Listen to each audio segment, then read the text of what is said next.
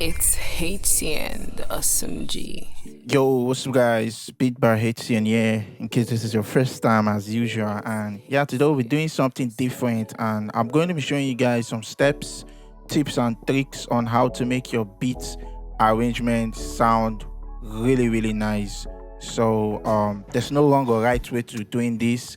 It's just me showing you how I approach arranging my beats. So without wasting much of your time, let's just listen to like 20 to 25 seconds of what this beat sounds like, and I'll break it down to you on my thought process when I was arranging it. So yeah, let's go. It's HCN, the awesome G.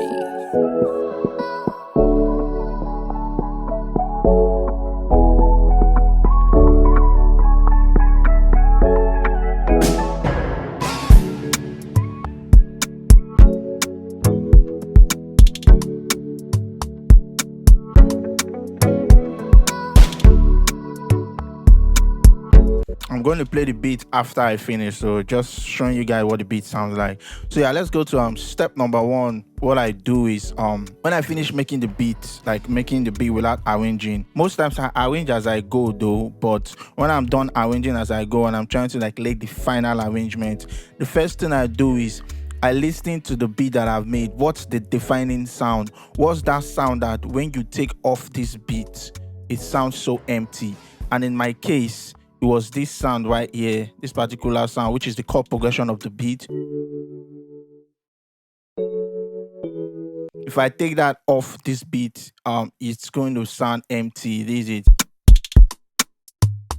it. It's empty, as you can see. So that was the defining sound. So now obviously that's going to be in the intro. That's going to also start the beat. You understand? Find a defining sound, really important. And that sound most times is going to come from the beginning to the end of the song when you are arranging. Like maybe you take it off in a few places, but most times, 9 out of 10 times, that defining sound, that key sound to the beat is going to come all through the song, because that's like the vibe of the beat. It can be your guitars, it can be whatever. You just have to figure it out. And how do you do that? It's most time playing the whole beat together and taking off sounds one after the other and listening to the one that you feel like, oh, as I took off this sound, this beat sounds empty. That's the defining sound. That's the way to get it. So after you've done that, the second thing is to determine the emotions of the first 5 to 10 seconds. You understand? What that means is you determine how you want to start the beat or the song.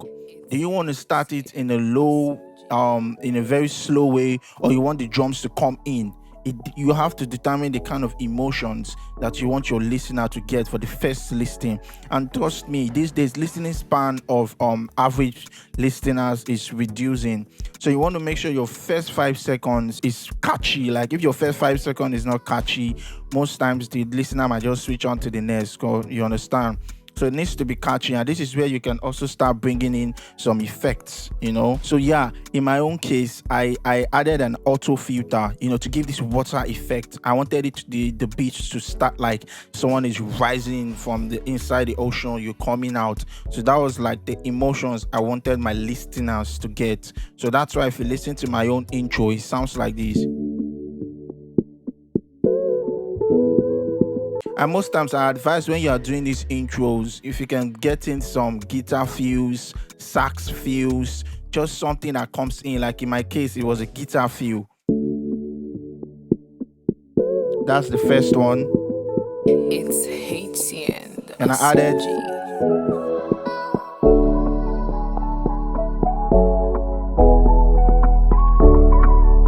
So you can see like the beat is rising. I added a little bit of guitar fills and some vocal chops, you know, just to spice the beat up. So yeah, that's the second thing, the emotions, how you want the beat to start. Really important. So in my case, like I said, I added a little bit of guitars and effects, like a water effect. You understand? So after you've done the intro, most times I advise to do maybe like an 8-bar intro. Just make sure your intro is no more than 10 to 15 seconds. Afrobeats, you know, 10 to 15 seconds. You don't want a very lengthy intro. You can throw the listener off. So after that, you determine if you want to start the beat with the first 4-bar. So yeah, you can start the beat with a 4-bar chorus, or you can start the beat with the 12-bar verse or 8-bar verse. You understand? It depends on how you want it. You see, you can start the beat with maybe 4-bar chorus, then 12-bar verse. You understand? But in my case, I'm starting it with a verse because I gave in this water feel introduction, so I wanted it to drop in the verse, like.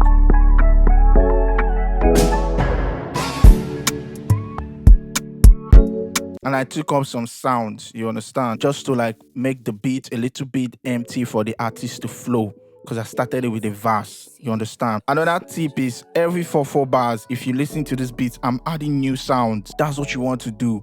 You don't want the listener to listen to a whole 4, 8, 12-bar verse and it's just the same thing all through. They can get tired easily. So that is why you have to make sure that every 4 bars, you're adding something new. You're adding something new as you build. So yeah, like I said, in my own case, I started this beat with a 12-bar verse. You can start it with a chorus, but don't make the chorus like the full chorus. Maybe a 4-bar chorus or just something, you understand? So that is another way you can do this, you know. That's the third tip I'm giving. So, and the extra bonus in this third tip is making sure every 4 bars, you're adding something new, either a new sound, a new instrument. Even if you are playing the same thing that was played, but you are adding a new instrument. Really important. You understand? And moving on, maybe to your chorus, you can decide to like give a bridge, a 4-bar bridge, a 4-bar pre-chorus, which will cool the beat down. Like in my own case, I didn't do that here because I wanted the song to jump straight into the chorus. So like I said, there's no wrong or right way of arranging your beat. This is just a tip and just a few little way I think. So what I did to this beat is, after I laid down the 12 bars, and as you can see, every 4 bars a new instrument comes in. The first 4 bars there was no bass, you understand? So the first 4 bars sounds like this.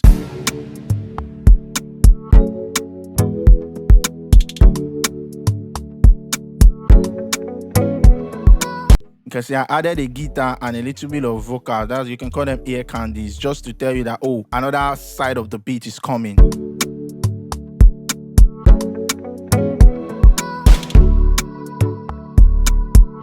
And I introduced a bass and another instrument around this part. If you listen again, the next 4 bars, I introduced something and I took off something, so that I don't want the beat to be overcrowded. You understand? So you bring in something, you take out something.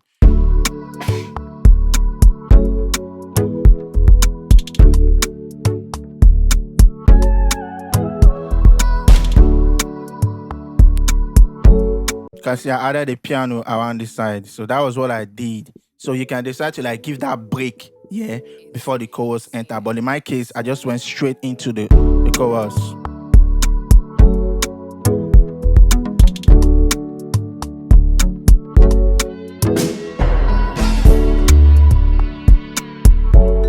And another thing I did to this was the verse, the bass verse is different from the chorus, the bass I played in the chorus. That's another thing you can use to differentiate between your verse and your chorus. You can play like 2 different bass.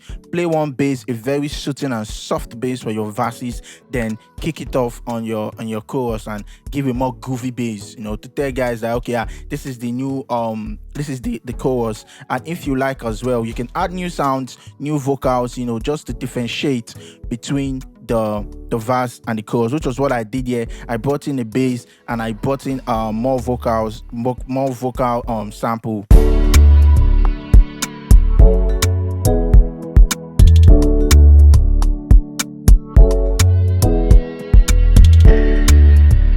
So that's another thing you can do, you know. But make sure you change a little bit, maybe playing a different bass, introducing a new sound that have not been heard in the beat before, or introducing a vocal sample or anything.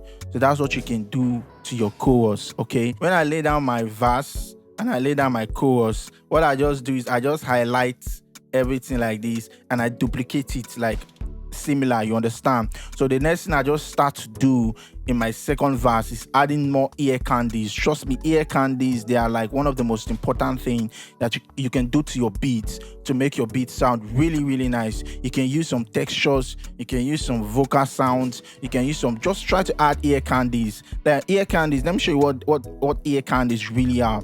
You can see one around the side. Now, for instance, let me take off this ear candy and let me take off this guitar as well, so you see the difference.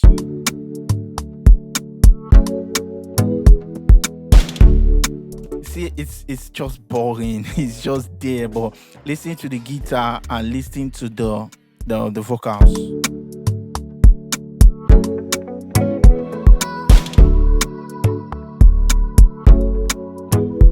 So ear candies, very, very, very important. You do that.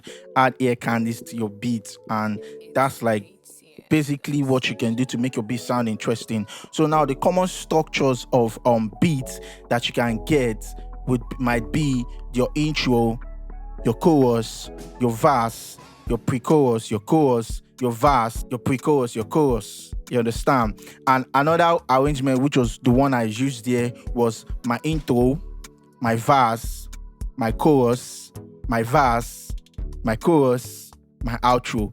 Another thing you can do as well is your intro, your verse, your chorus, your verse, your pre-chorus, like switching it a little bit, then your chorus. Then how do you end the beat? Most times I just make sure like the ending part of my beats, the chorus comes twice, and I just take off everything and bring in that important sound that I feel is needed, and I bring in another guitar, and I put in my tag, and I end it off maybe with a roll or SFX. Let's listen to how I ended this beat. So It's Haitian, the SMG.